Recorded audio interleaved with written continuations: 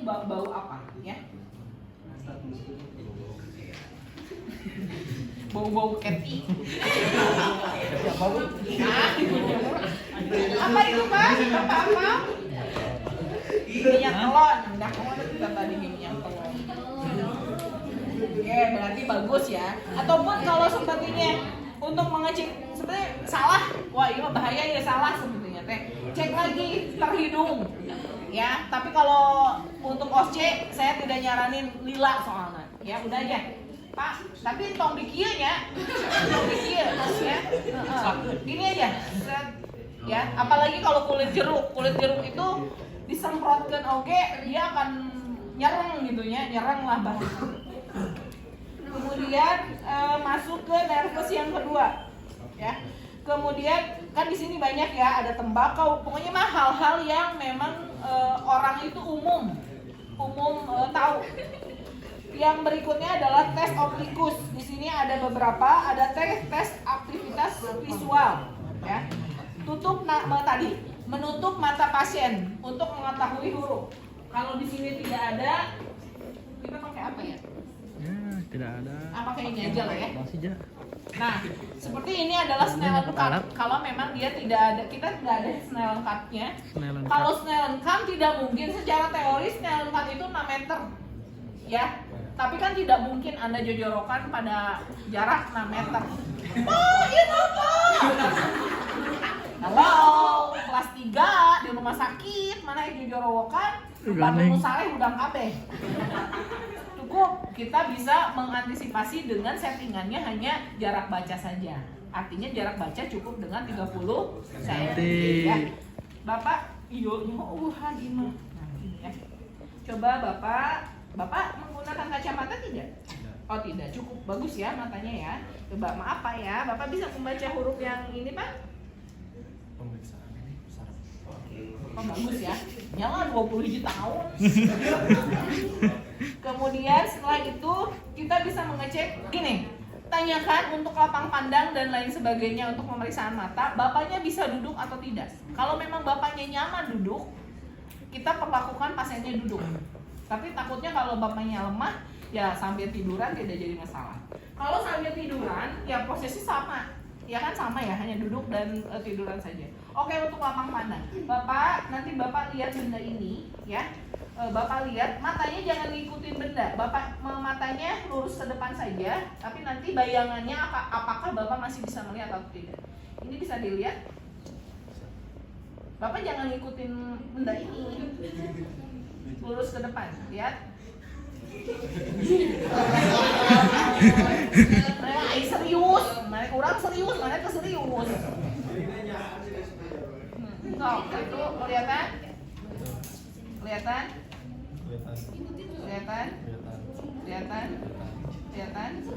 Yakin kelihatan? Oh kelihatan, oke. Kelihatan?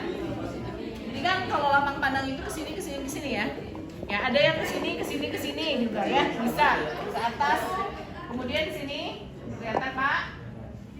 Ya. Nah, ya. Oke, bisa dilakukan.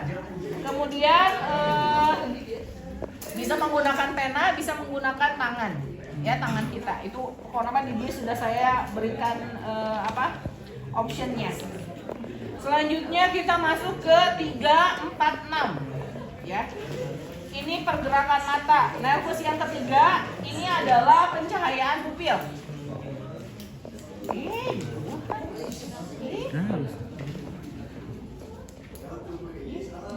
Ada anu.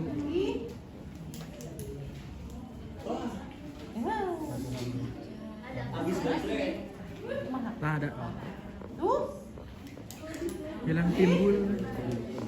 Keselnya. Tuh. Putarin matanya.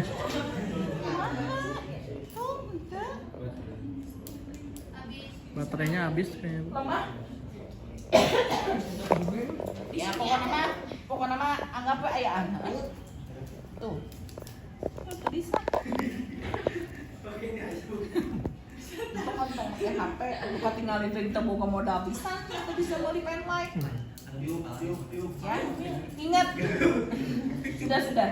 Oke, yang pertama menyoroti center ke setiap pupilnya. Ini ceritanya ya. Bapak coba, kalau bapaknya sipit bisa dibuka aja matanya. Ya. Lihat, maju. Lihat midriasis apa namanya? Buka miosis dan midriasis matanya bagus atau tidak ya. Karena kalau midriasis otomatis maut kipasnya. Ya. Midriasis miosisnya bagaimana ya, nanti pupilnya bisa bergerak nggak, bergerak. Kemudian selanjutnya adalah gerak letakkan objek medline mata, gerakan ke kiri dan ke kanan, sama seperti benda. Boleh ini bapak, ini sekarang mah bapak ikutin benda ini ya, matanya.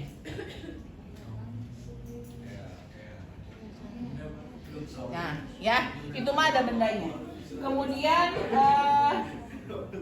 nervus ke-6 minta pasien untuk mengarah menengok kiri dan kanan. Ini tanpa benda ya. Bapak lihat ke kanan, lihat ke kiri, ke atas, ke bawah tanpa ada benda. Ya. Bukan sama kepalanya. Menengok. Oh, terus terus ke atas. Nah, ini bisa dilakukan cepat ya. OC, ingat, ini OC. Bisa dilakukan cepat. Tindakannya. Selanjutnya nervus yang kelima, trigeminus. Nah, kalau ini yang pertama adalah kita ambil pilihan kapas. Ya, ini lebih ke refleks. Ya, supaya lebih kelihatan, dicingtong ditinggali. Aduh, tengah tinggalinya. Kita. Nah, langsung hijau kan? Nah, gitu ya. Di pinggirnya aja. Di pinggirnya, berarti refleksnya bagus. Beda kalau ketemu pasien yang sebenarnya mah enggak. Apalagi yang dia mengalami hemiparesis. Itu biasanya enggak. Dia biasa aja. Malahan enggak kerasa ada sentuhan kapas begini, itu enggak kerasa. Dia mah karaos kan? Karaos kan? Ya. Karena dia aman-aman saja. Tapi kalau orang dengan hemiparesis itu biasanya nggak akan berasa. Selanjutnya untuk yang mata ya, refleks ini rusak dengan kapas sudah. Kemudian kita masuk ke pasien suruh mengunyah. Kita masuk ke sini. Coba bapak kayak makan biasa, karena orangnya hemiparesis ini bibirnya mencong sebelah, tidak simetris ya. Nah, itu sebenarnya tindakan itu bisa kita gabungkan juga dengan senyum. Jadi untuk mulut supaya sistematis, dari tadi Bapak langsung ke tindakan berikutnya. Bapak bisa tersenyum simetris saja, giginya terlihat. Iya. Kemudian Bapak bisa mengunyah, coba mengunyah biasa. Nah, orang yang tidak simetris ininya akan terlihat bengkok. Ya. Sambil kamu melakukan tindakan, melihat Bapak melakukan tindakan ini, lihat refleks ini. Kalau laki-laki akan kelihatan ya. Apa? Naik turun jakunnya. Makanya ngunyahnya benar-benar ngunyah. Ya. Kemudian kalau mau tindakannya sekaligus juga, langsung pegang ke sini. Kerasa nggak naik turun jakunnya? Bapak nolen Pak. Nolen. Kan terasa tuh naik turun jakunnya. Itu bisa dilakukan sekaligus supaya lebih cepat. Ya, karena masuk ke nervus trigeminus. Paham nggak? Karena kita sudah masuk ke nervus trigeminus, ada mandibula dan lain sebagainya. Ya, sudah masuk ke facialis, bukan trigeminus. Kita sudah masuk ke facialis. Nah, kalau facialis itu kan terdiri dari senyum, ya, mengunyah, menelan, nah seperti itu. Kemudian Bapak bisa menggembungkan pipinya, aman kan? Kita tekan. Tahan Pak. Nah, kekuatannya seperti itu. Itu bisa dilakukan cepat ya, sampai facialis ya. Oke, kemudian lanjut lagi setelah mengecek itu kita mengecek lidah. Itu bisa dilakukan dengan cepat ya. Bapak bisa dikeluarkan lidahnya. Oke, saya ada beberapa rasa ya, nanti Bapak cek ya, maksudnya Bapak sebutkan ini rasanya apa ya. Bapakna matana perem. Oke. Ini rasa apa? Uyah. Uyah. Asin. Rasa uyah. Garam, asin. Kemudian ini gula.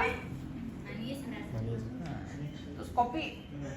Untuk disebutkan yang kemanya, ya cuman maksudnya supaya dia berespon, ya karena matanya harus ditutup. Tutup. Oke, kemudian setelah lidah tadi kita bisa sekaligus, ya tadi yang senyum sudah, ya kita bisa ke pergerakan lidah langsung saja. Jadi kita nanti langsung gitu ya tindakannya.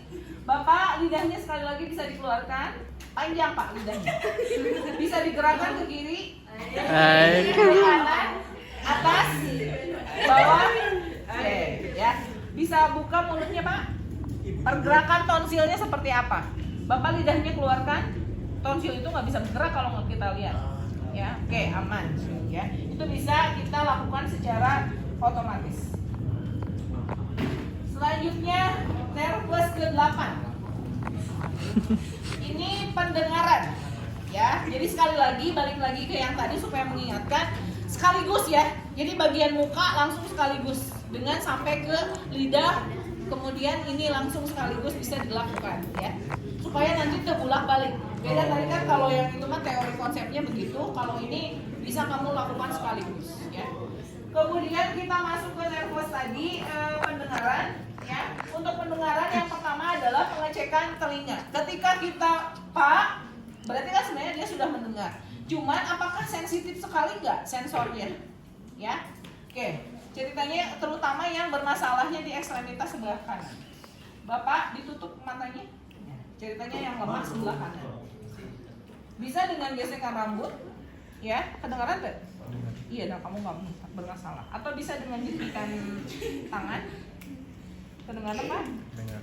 Oke, atau dengan detik jam kalau memang ada. Cukup seperti itu. Pilih aja, ya. Selanjutnya, karena ini sekaligus fungsi keseimbangan, ya balik lagi. Silakan. Bapak bisa turun dari tempat tidur. Oke, yuk Bapak turun dari kesini turun. Ya, pelan-pelan aja Pak, pelan-pelan aja. Oke, Bapak bisa berdiri. Nanti di osnya gitu, tapi mungkin luasnya tidak begitu banyak ya. Arahnya ke sana aja. Bapak nanti lurus ke sana jalan, terus balik lagi ke sini. Bapaknya Malik kan bukan hidup. Nah, ya Bapak lurus berjalan ke sana, kemudian balik lagi ke sini. Sok, silakan. Ya, jam-jam ini. Lagi Pak. Oke, tengah galeong ya, karena kalau tengah galeong mah kan bermasalah. Silakan Bapak tidur lagi. Yuk.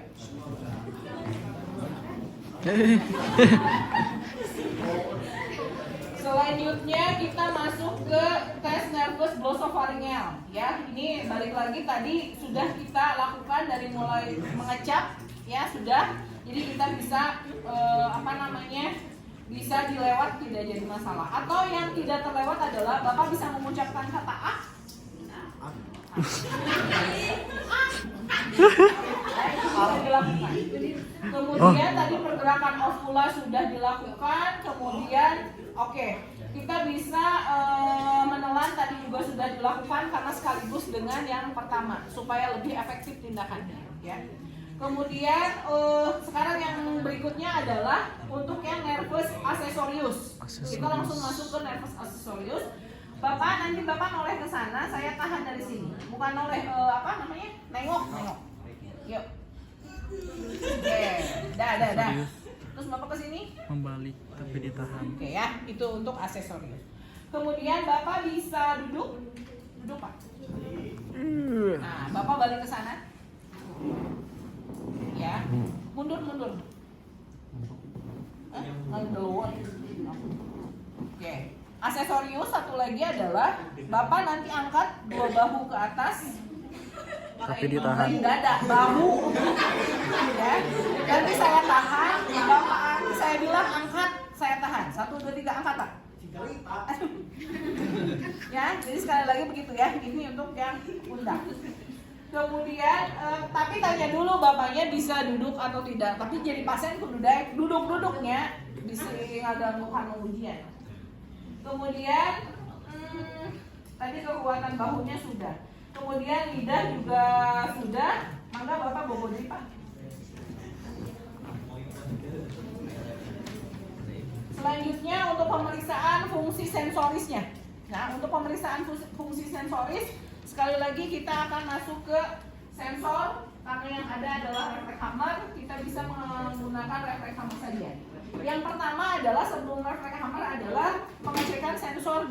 tangan.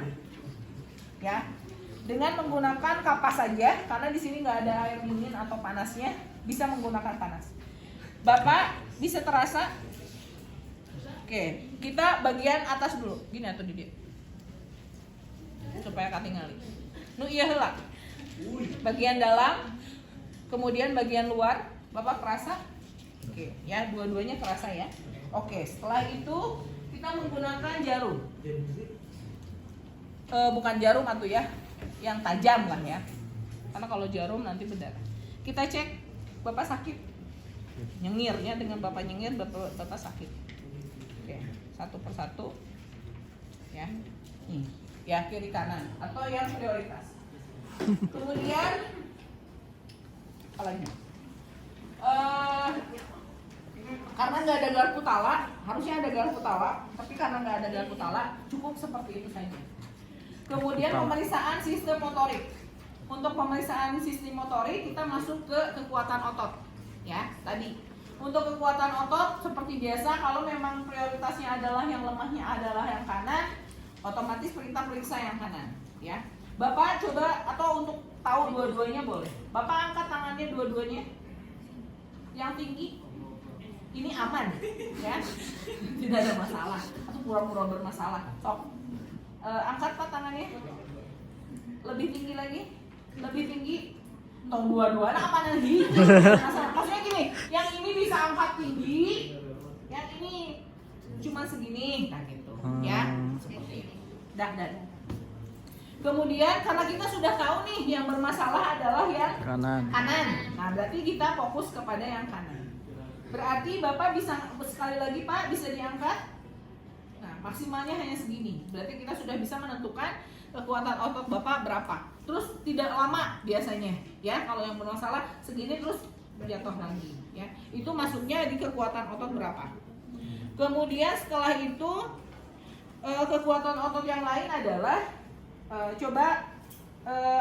kita bisa merasakannya ya. Seperti Bapaknya angkat, lihat sesuai dengan ini. Kalau ini kan tidak ada kontraksi sama sekali berarti 0. Kemudian gerakan dengan gerakan kontraksi berarti ada kontraksi sedikit ya atau bergerak sedikit di tangannya. Kemudian kemampuan untuk bergerak tetapi tidak ada kekuatan. Dia bisa bergerak tapi jatuh lagi. Kemudian cukup kuat untuk mengatasi gravitasi. Dia bisa tadi ngangkat sendiri tapi bisa ngangkat tapi jatuh. Gitu ya. Kalau tadi angkat tapi jatuh lagi, kalau ini bisa ngangkat sebentar tapi dia jatuh lagi.